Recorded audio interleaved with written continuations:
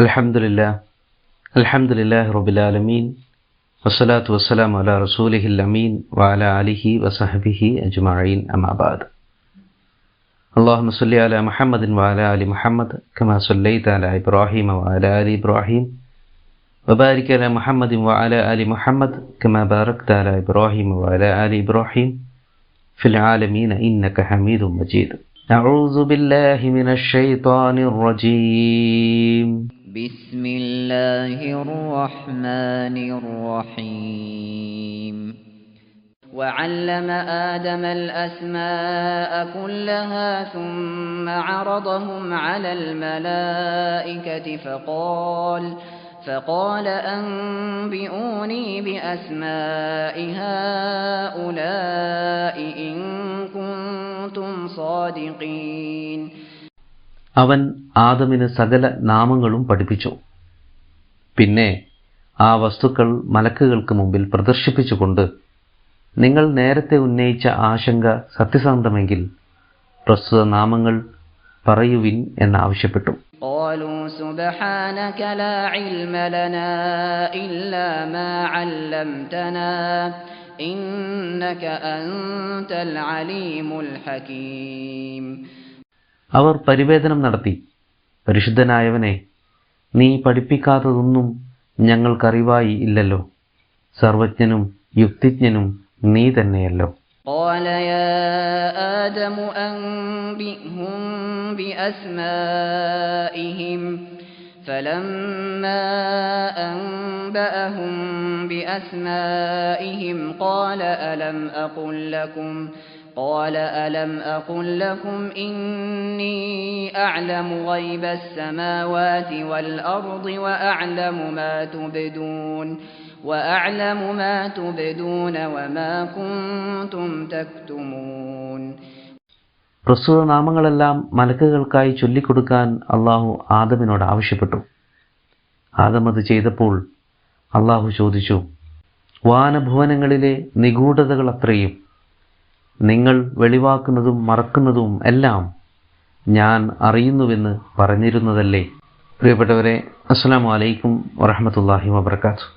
കഴിഞ്ഞ ആയത്തിൽ അല്ലാഹു സുബ്ഹാനഹു വ തആല ഭൂമിയിലേക്ക് ഒരു ഖലീഫയെ അയക്കുന്നതുമായി ബന്ധപ്പെട്ട കാര്യങ്ങളാണല്ലോ ചർച്ച ചെയ്തു വരുന്നത്.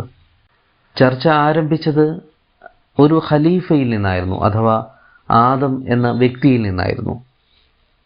എന്നാൽ ചർച്ച പുരോഗമിക്കുന്നത് ഒരു വ്യക്തിയെ ചുറ്റിപ്പറ്റിയല്ല, മറിച്ച് മനുഷ്യകുലത്തെ ആകമാനം പരിഗണിച്ചുകൊണ്ടാണ്. ആദം ഈ കണ്ട കുഴപ്പങ്ങളെല്ലാം ഉണ്ടാക്കുന്ന ഒരു വ്യക്തിയാണെന്ന് മലക്കുകൾ ആശങ്കപ്പെടുന്നില്ല. എന്നല്ല, അത്തരമൊരു ആശങ്ക അസ്ഥാനത്തായിരുന്നു താനും. കാരണം ഒരു മനുഷ്യൻ ഏകനായി എങ്ങനെ രക്തം ചൊരിയും, എങ്ങനെ കുഴപ്പങ്ങളുണ്ടാക്കും? അപ്പോൾ സ്വാഭാവികമായും ചർച്ചയുടെ കാതൽ ആദം എന്ന വ്യക്തിക്കപ്പുറത്ത് മനുഷ്യകുലം ആസകലമായിരുന്നു എന്നതാണ്. മനുഷ്യകുലത്തിൻ്റെ ചെയ്തികളെക്കുറിച്ചാണ് മലക്കുകൾ ആശങ്കപ്പെടുന്നത്. ഇവിടെ ആദം എന്നത് വ്യക്തിനാമമാണോ അതോ ഇൻസാൻ എന്നതിൻ്റെ പര്യായമാണോ എന്നതും ചർച്ചയിൽ വിഷയീഭവിക്കാവുന്ന ഒരു ഭാഗം തന്നെയാണ്. കാരണം മലക്കുകൾ മനുഷ്യൻ എന്ന ജീവിവർഗത്തിൻ്റെ ചെയ്തികളാണ് പ്രോബ്ലമൈസ് ചെയ്യുന്നത് എന്നതുകൊണ്ട് തന്നെ അത്തരമൊരു നേർത്ത സാധ്യത ഇവിടെ ഉണ്ട് എന്നത് സൂചിപ്പിക്കുകയാണ്.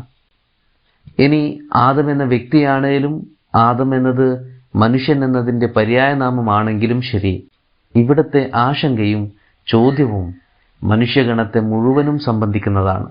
തീർച്ചയായും അത്തരം ആശങ്കകൾക്ക് ഇനി അങ്ങോട്ട് അള്ളാഹു നൽകാൻ പോകുന്ന മറുപടിയും ന്യായമായും മനുഷ്യനെ മുഴുവനും സംബന്ധിക്കുന്ന രീതിയിലായിരിക്കുമല്ലോ. അതുകൊണ്ട് തന്നെ ഇനി അങ്ങോട്ട് ആദം എന്ന പേരിലാണ് പറയുന്നതെങ്കിലും പറയാൻ പോകുന്ന കാര്യങ്ങളെല്ലാം സകല മനുഷ്യർക്കും ബാധകമാകുന്നതാണ് എന്ന് വേണം മനസ്സിലാക്കാൻ. അള്ളാഹു ആദമിനെ പഠിപ്പിച്ചു, അല്ലമ എന്നാണ് പറയുന്നത്. അള്ളാഹുവാണ് സകലരെയും സകലതും പഠിപ്പിക്കുന്നവൻ എന്ന് നമുക്കറിയാം. മലക്കുകൾ പോലും പറയുന്നുണ്ടല്ലോ, നീ പഠിപ്പിച്ചതല്ലാത്തതൊന്നും നമുക്കറിയില്ല എന്ന്. അപ്പോൾ അള്ളാഹു അവരെയും പഠിപ്പിച്ചിട്ടുണ്ട്. സകല ജീവികളെയും അവയുടെ ജീവിത പരിസരങ്ങളെയും ആവാസ വ്യവസ്ഥകളെയും അതിജീവനത്തെയും സംബന്ധിച്ച പാഠങ്ങളും വിവരങ്ങളും സൃഷ്ടാവായ അള്ളാഹു തന്നെ അഭ്യസിപ്പിച്ചിട്ടുണ്ട്. അവകൾക്ക് പക്ഷേ ആ നിർണിത പരിധിക്കപ്പുറത്തെ ലോകത്തെക്കുറിച്ച് ഒട്ടും ധാരണ ഉണ്ടാവണമെന്നില്ല, ഉണ്ടായിട്ട് കാര്യവുമില്ല. അതുകൊണ്ട് തന്നെ അവർക്ക് അവരുടെ ജീവിത പരിസരങ്ങളുമായി ബന്ധപ്പെട്ട അറിവുകൾ മാത്രമേ ലഭ്യമായിട്ടുണ്ടാവുകയുള്ളൂ. എന്നാൽ മനുഷ്യൻ അള്ളാഹുവിൻ്റെ സവിശേഷമായ ആദരവിന് പാത്രമായ സൃഷ്ടിയാണല്ലോ. വലക്കത് കറംനാ ബനി ആദം, നാം ബനി ആദമിനെ അഥവാ മനുഷ്യരെ പ്രത്യേകമായി ആദരിച്ചിട്ടുണ്ട് എന്ന് പറയുന്നു. അതൊരു സവിശേഷമായ അനുഗ്രഹം കൂടിയാണ്. ആ ആദരവിൻ്റെ നിമിത്തം മറ്റു ജീവജാലങ്ങളെ അപേക്ഷിച്ച് അതിജീവനത്തെക്കാൾ ഉപരി ദൈവത്തിൻ്റെ മാഹാത്മ്യം സ്വജീവിതത്തിലൂടെ ഉദ്ഘോഷിക്കേണ്ടവരാണ് മനുഷ്യർ എന്നതാണ്. അതിനുള്ള മാധ്യമമാണ് ഇൽമ് അഥവാ ജ്ഞാനം. അല്ലദീ അല്ലമ ബിൽ കലം അല്ലമൽ ഇൻസാന മാലം യാലം. മനുഷ്യരെ ആസകലം അള്ളാഹു അവൻ അറിയാത്തതെല്ലാം പഠിപ്പിച്ചവനാണെന്ന് എടുത്തു പറയുന്നുണ്ടല്ലോ.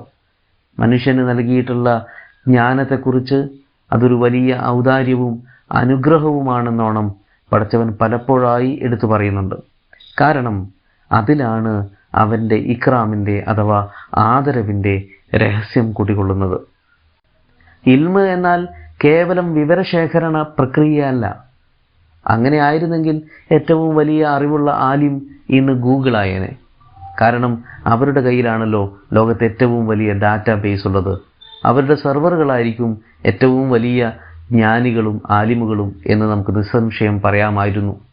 അത്തരം അറിവിൻ്റെ സംഭരണത്തിനപ്പുറത്ത് ഓരോ ജ്ഞാനമുകുളങ്ങളെയും സർവസൃഷ്ടാവായ അള്ളാഹുവിനെ തിരിച്ചറിയാനുള്ള മരുന്നാക്കി മാറ്റുന്ന പ്രക്രിയയാണ് സത്യത്തിൽ ഇൽമ് എന്ന് പറയുന്നത്. അവ്വിധം ജ്ഞാനത്തെ ദൈവത്തെ തിരിച്ചറിയാനുള്ള മാർഗമാക്കി പരിവർത്തിപ്പിക്കുന്നവരെ കുറിച്ച് റസൂൽ സല്ലല്ലാഹു അലൈഹി വസല്ലമ വാനോളം പുകഴ്ത്തിയായിട്ട് നമുക്ക് കാണാൻ കഴിയും. ഫദ്ലുൽ ആലിമി അലൽ ആബിദി കഫദ്ലിൽ ഖമരി ലൈലത്തുൽ ബദ്രി ഇൻദ സാഇരിൽ കവാകിബ്. ഒരിടത്ത് റസൂൽ പറയുകയാണ്, ഒരു ജ്ഞാനിയും ഒരു ആബിദും, ആബിദ് അഥവാ നിത്യ ആരാധന നടത്തുന്നവൻ, ഇവർ തമ്മിലുള്ള വ്യത്യാസം എത്രത്തോളം ഉണ്ടെന്ന് പറഞ്ഞാൽ വാനലോകത്തെ മുഴുവൻ നക്ഷത്രങ്ങളെക്കാളും ഒരു വെളുത്ത വാവിലെ പൗർണിമയ്ക്കുള്ള ഫളില് എത്രത്തോളമുണ്ടോ അത്രത്തോളമുണ്ട് എന്നാണ് പറയുന്നത്. മറ്റൊരിക്കൽ റസൂൽ പറയുന്നു, ഫഖീഹുൻ വാഹിദുൻ അഷദ്ദുൻ അല ശൈത്താനി മിൻ അൽഫി ആബിദ്.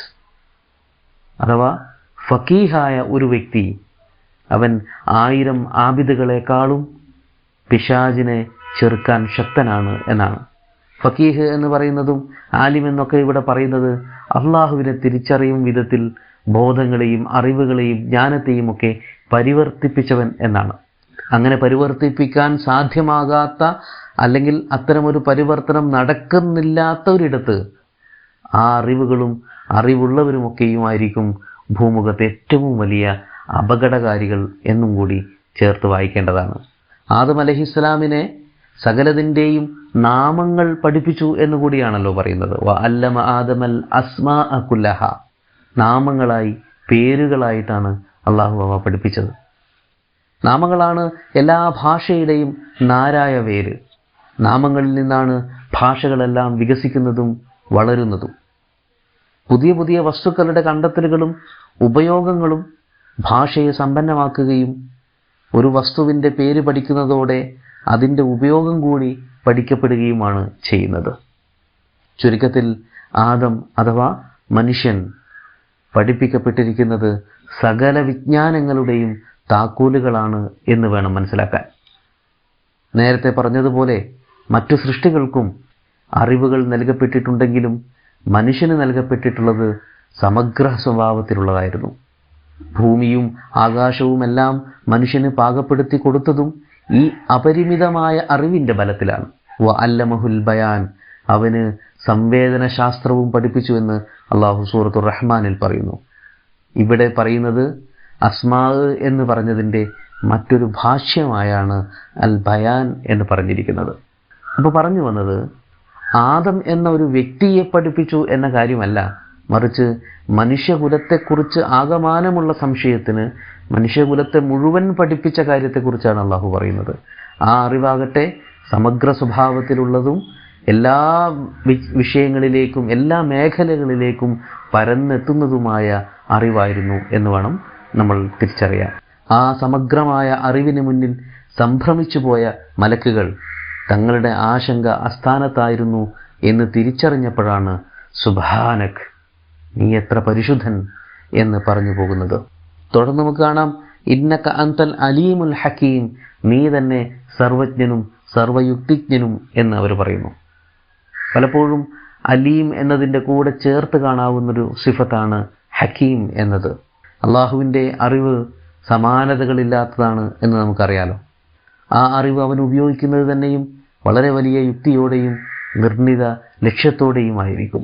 അള്ളാഹു സർവജ്ഞാനിയാണെന്ന് മാത്രം അംഗീകരിച്ചതുകൊണ്ടായില്ല, മറിച്ച് അവൻ്റെ ഓരോ തീരുമാനങ്ങൾക്കും പിന്നിൽ നമുക്ക് വെളിപ്പെടാത്ത പല യുക്തിയും രഹസ്യവും ഉണ്ടാകുമെന്നുകൂടി നമ്മൾ അംഗീകരിക്കേണ്ടതുണ്ട്. അങ്ങനെ ആകുമ്പോഴേ സർവാത്മന അള്ളാഹുവിൻ്റെ തീരുമാനങ്ങളെ ഉൾക്കൊള്ളാനും എല്ലാം ബോധ്യപ്പെട്ടില്ലെങ്കിൽ കൂടി അവൻ്റെ തീരുമാനമാണല്ലോ എന്ന അർത്ഥത്തിൽ അംഗീകരിക്കാനും നമുക്ക് സാധിക്കുകയുള്ളൂ. ആകാശഭൂമികളുടെ നിഗൂഢതയുടെയവൻ അഥവാ ആലിമു ഗൈബിസ് സമാവാതി വൽ അർദ്, അങ്ങനെയുള്ള ഒരുത്തന് ഈ സൃഷ്ടിപ്പിനും നിയോഗത്തിനും പിന്നിൽ ഇനിയും ഒരുപാട് താല്പര്യങ്ങളും ലക്ഷ്യങ്ങളുമുണ്ട് എന്ന് വ്യംഗ്യമായി സൂചിപ്പിച്ചു വെക്കുകയാണ് അവസാനത്തെ വാക്കുകളിൽ. ഈ സംഭാഷണങ്ങൾക്കും സംഭവവികാസങ്ങൾക്കും ഒടുവിൽ പ്രമാദമായ ചില സംഭവവികാസങ്ങൾ ഉണ്ടാകുന്നുണ്ട്. അതിൻ്റെ വിശദാംശങ്ങളാണ് അടുത്ത ആയത്തുകളിൽ വരാനിരിക്കുന്നത്. ഇൻഷാ അല്ലാഹ് നമുക്കത് അടുത്ത ഭാഗത്ത് പരിശോധിക്കാം. അള്ളാഹു അനുഗ്രഹിക്കുമാറാകട്ടെ. അസ്സലാമു അലൈക്കും.